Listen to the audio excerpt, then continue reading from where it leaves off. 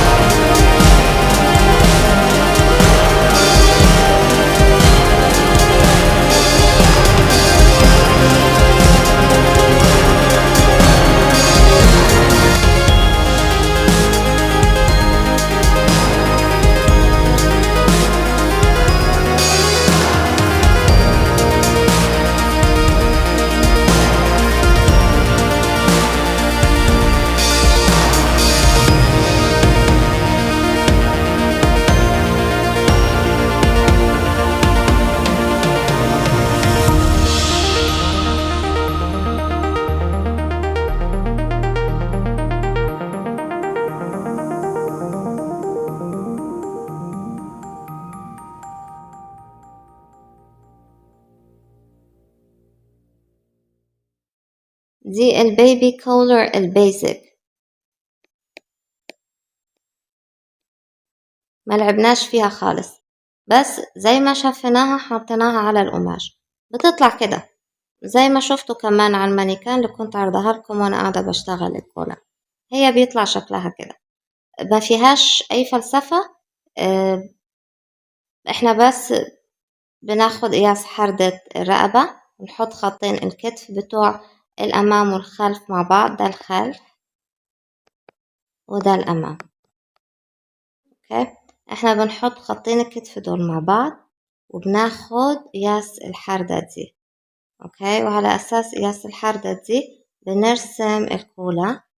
اوكي، عشان دي تبقى حردة الرقبة، وبعد كده بنعمل الكيرف العادي اللي هو ده.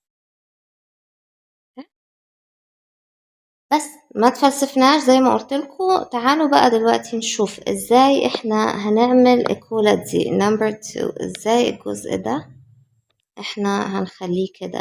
دي بيبي كولر برضو على فكرة نفس الطريقة بتاعتها، لكن انا الجزء ده لعبت فيه شوية ده. يلا تعالوا نشوف ازاي.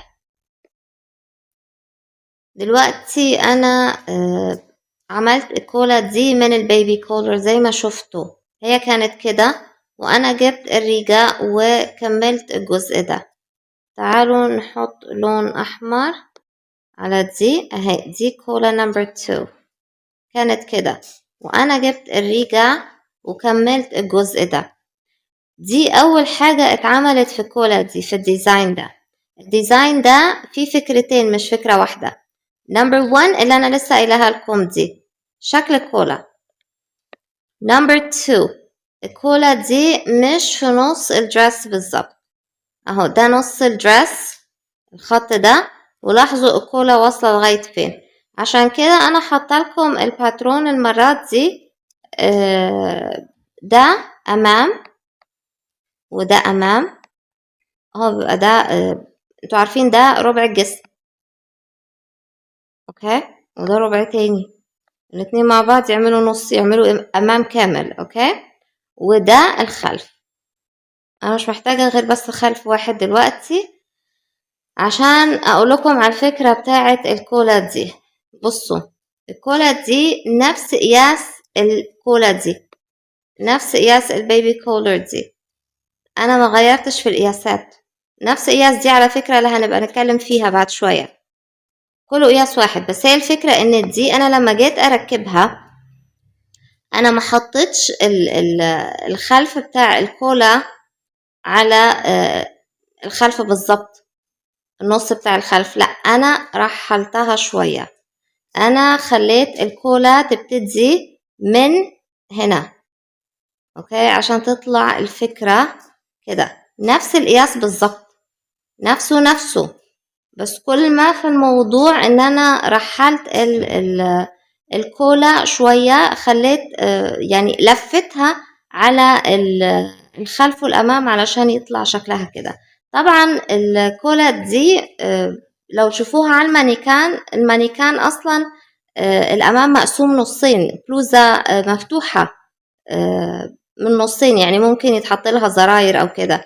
هي بتتعمل غالبا، وما اقدرش اقول 100%، غالبا بتتعمل على الموديلات المقفولة من قدام علشان يطلع الديزاين ده شكله كده، يطلع شكله حلو يعني، اوكي. انا بس كنت بعمل لكم عينة صغيرة وانا بشتغل علشان افرجكم الديزاين ده بيبقى ازاي. تعالوا بقى نتنقل للكولا التالتة. لاحظوا بقى الكولا نمبر 3 دي ان هي عريضة، بصوا العرض، رغم ان الصورة دي تعتبر صغيرة والصورة دي كبيرة، بس لاحظوا هنا الكولا عرضها عادي، هنا لا، تحسوا ان في عرض، اوكي، في زيادة في الكولا دي. من ضمن قراية الديزاين لازم نلاحظ بعينينا ان هنا هنزود سنتيمترات واحنا بنرسم الكولا. هنا لو تلاحظوا ده لا، دي كولا مش عريضة، يعني صغيرة، اوكي. دي اول ملاحظة نلاحظها. بعد كده هنلاحظ حاجة تانية، ما فيهاش الكيرف ده، لا اللون ده مش باين، ما فيهاش الكيرف ده برضو نفس الشيء، يعني مش هينفع نعمل ده اتلغى هنا لو تلاحظوا، اوكي. وفي حاجة بقى كمان، احنا هنرسمها كولا عادية خالص وبعدين عملنا كيرف، وبعد الكيرف كملنا عادي، اوكي، وبعدين ده خط مستقيم كده، اوكي. هو ده اللي هنعمله في الكولا دي، بس مجرد ان احنا خلينا حادة الرقبة عادية جدا، وبعدين زودنا هنا. بصوا الجزء ده انا طولته على اساس ايه؟ على اساس هنا الاول انا زودت وصلته ل7 سنتيمتر، وبعد كده رسمت خط مستقيم. لو تلاحظوا انا ليه عملت خط مستقيم؟ نمرة 1 علشان اعرف انا هوصل بالخط ده لغاية فين.